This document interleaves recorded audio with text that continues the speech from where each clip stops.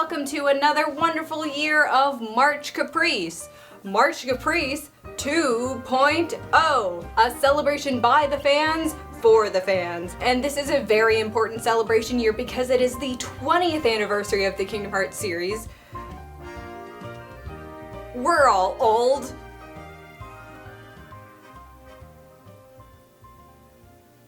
And this year, a lot of our promo art was focused on the stained glass part of Kingdom Hearts. That's focused on in a lot of the Dive to the Heart segments, Stations of Awakening, Resting, Sleeping, Birth by Recalming, you know, all that stuff. And that stained glass art got me thinking about this old memory I have that my mom did with us when we were kids, where we had a tiny window in our bathroom of our old house. And we got to do a little bit of painting on that small glass window ourselves, and she still has all of the old Gallery Glass branded glass painting supplies. It's very old. See, look at how separated that is. It's old. This one, I don't have it clear. I wonder if I can. Oh, that smells like glue. Don't huff old paint. That's a thing to do. So that's that story. And I also have this glass topper piece for my bedside table that is a perfect circle. Look, you can still see me, but it's not. Perfect to replicate a Station of Awakening on. A side table that has just recently, coincidentally, gone the way of the Luminos engine. Let's have that joke. That'll be topical. Why are you crying, Junior? Do you want to come sit here with Mummy? Come sit here with Mummy. So, yes, you can come in the shot now. Oh, did you not see the glass there? That's inappropriate on camera. What, did you don't see glass either? Jesus. So, the project for today is to paint this piece. The dogs just got their noses all over it, don't worry about that. Like a Station of Awakening, using some painting tools to simulate stained glass. I did look into stained glass, but that seems a little bit too outside of my pay grade for right this second. Tune in next year for that trial. But that's the project for today. We're going to be painting this sheet of glass like the Station of Awakening using painting glass materials. So let's get on into it. First thing I did was take a copy of an image of the Station of Awakening and put it into grayscale to make a template.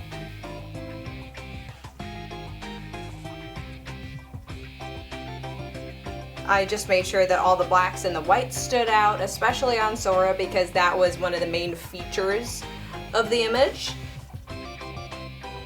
So we gotta make sure that he is all defined. Then I just measured out my piece of glass, which came out to be 20 inches. So I scaled up the image to the correct dimension and split it over a couple of pieces of paper. And I made it so there was a lot of overlap between the sheets. I feel like that just helped me line up the images a lot and made sure that there was nothing that I was missing. You know, just as a safety. So I did just that and lined them up and taped them all together so that it made a complete image. Except that didn't work for some reason, so I reprinted for 19.5 inches. I spent like 3 hours trying to get it to work when it obviously wasn't working, and I could easily just print out a new thing. Why am I like this? I don't know. And now that we have our template all set up, it's time to plop our glass and get to tracing. Okay.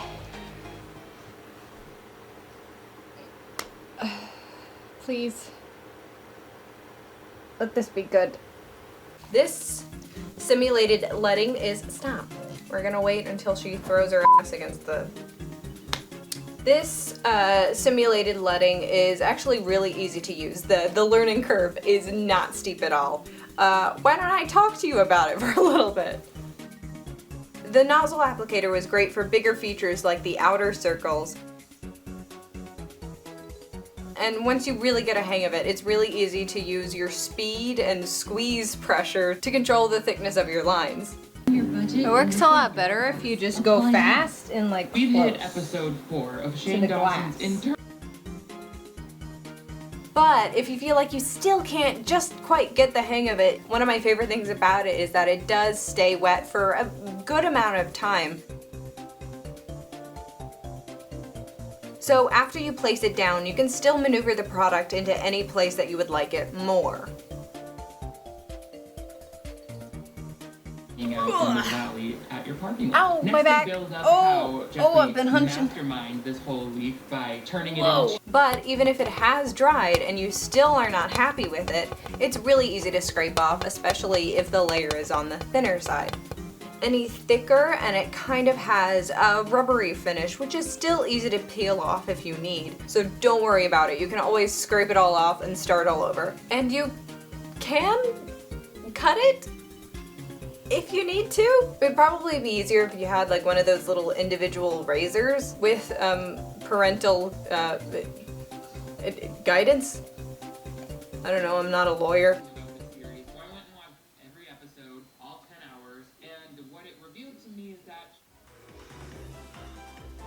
And then for smaller details, I moved on to using a skewer, kind of like a paintbrush. I just dipped it into the product and then just move right over to these little tapping motions. There they are. I liked the control it gave me. And that process kind of became dumping the product onto the glass and zhuzhing it around until everything was right.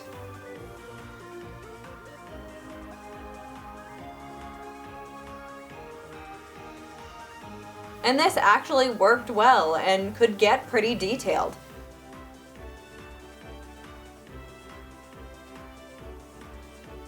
Making nice tapered points and everything.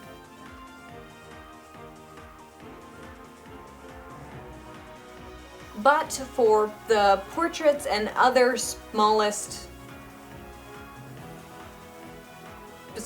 details of the piece, I turned to using this glass pen. It is a Sharpie brand oil-based paint specifically for glass in extra fine point. Not only does it have the regular outside plastic packaging, but it's sealed in plastic too. They don't trust me to not spill this. ASMR. ASMR for you. Okay. Shake well.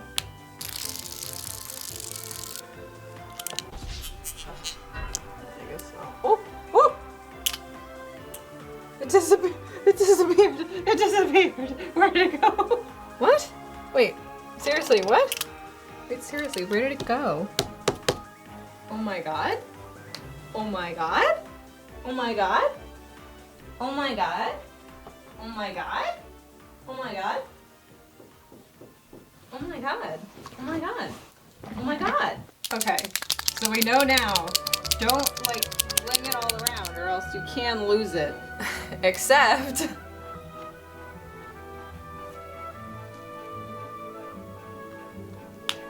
Oh no.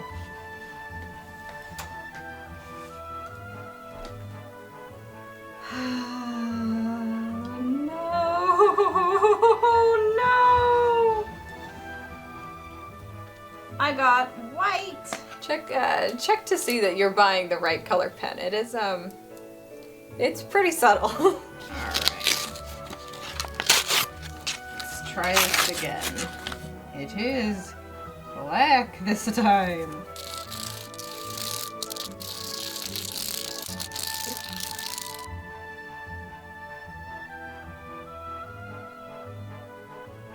So we just go on tracing those.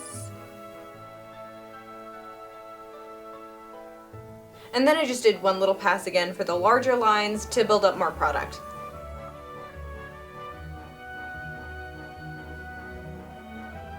And it did kind of end up sitting right on top of the old one instead of drying down and out like I thought it would, but...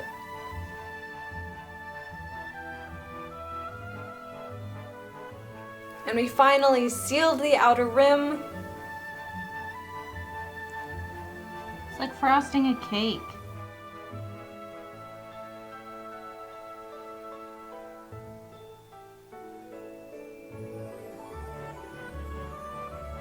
So it just looks so nice and finished and like it could sit on top of a giant pillar floating in absolute darkness.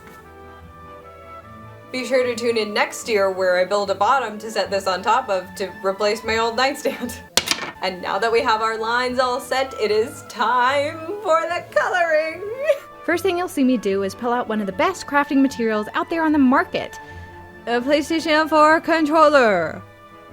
I use data grading for my color references.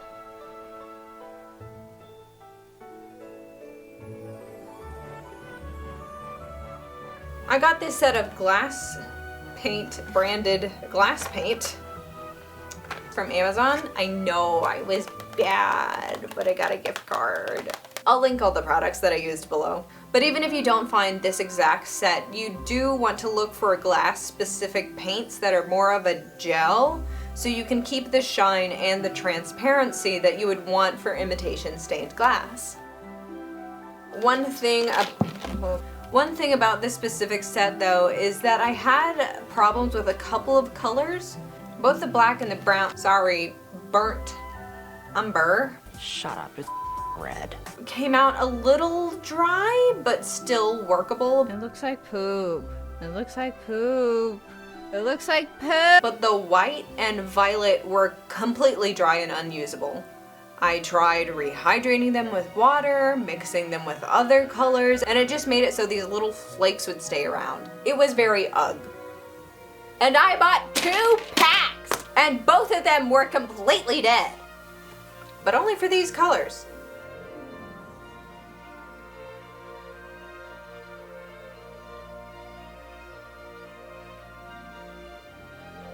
So we are just trucking along and laying our colors down. And there was a lot of putting things down that I thought would work for the white sections, which are quite a few parts. There are a lot of white sections in this project.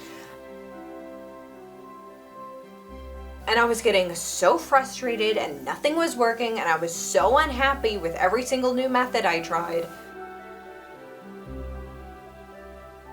So I resorted to getting this varnish and this acrylic paint. The varnish is unfortunately a matte finish. They didn't have any glossy at the store. And what are you gonna do right now? There's nothing. There's nothing. Get ready for disappointment if you start a project right now. And even though the white is glossy, it's still pretty opaque. And whenever you water something down to, try to get it more transparent, it gives it the opposite finish, so.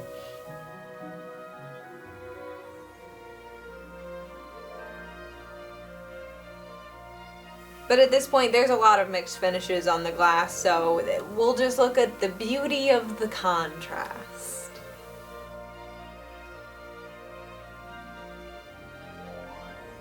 So we did our final mixes, that's a Kingdom Hearts thing, of our lighter colors, and finally it was time to do the thing that I was the most intimidated by, the gradient. The gradient was pretty easy.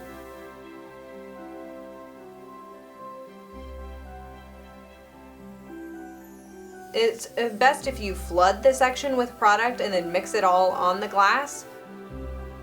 So that's what I did.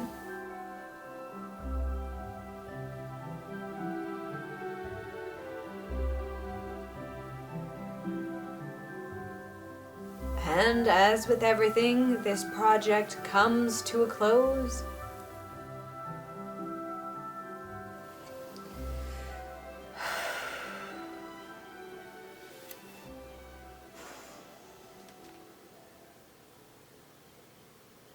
think that's it.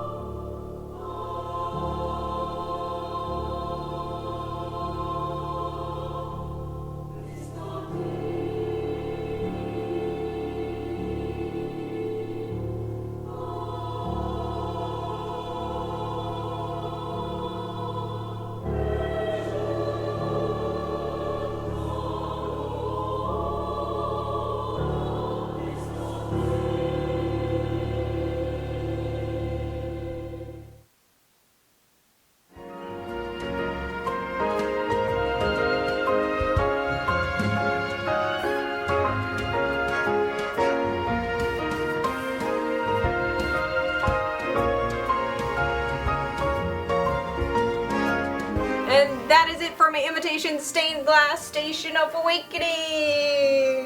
I hope you all enjoyed my part of the March Caprice event, a celebration of the 20th anniversary of Kingdom Hearts! Stick around for the rest of the weekend filled with awesome music, art, entertainment, and creative talent of all kinds. If you're watching this in the future, you can find an archive of the event on the March Caprice YouTube channel or at marchcaprice.com. That's marchcaprice.com. As well as last year's archive or any events that we might have in the future. Oh, that's your time. Maybe you'll join me this year, next year, your year, which is next year, with this year, for your year, of next year, where I don't know, like glue keys to my face? Happy March Caprice, everyone!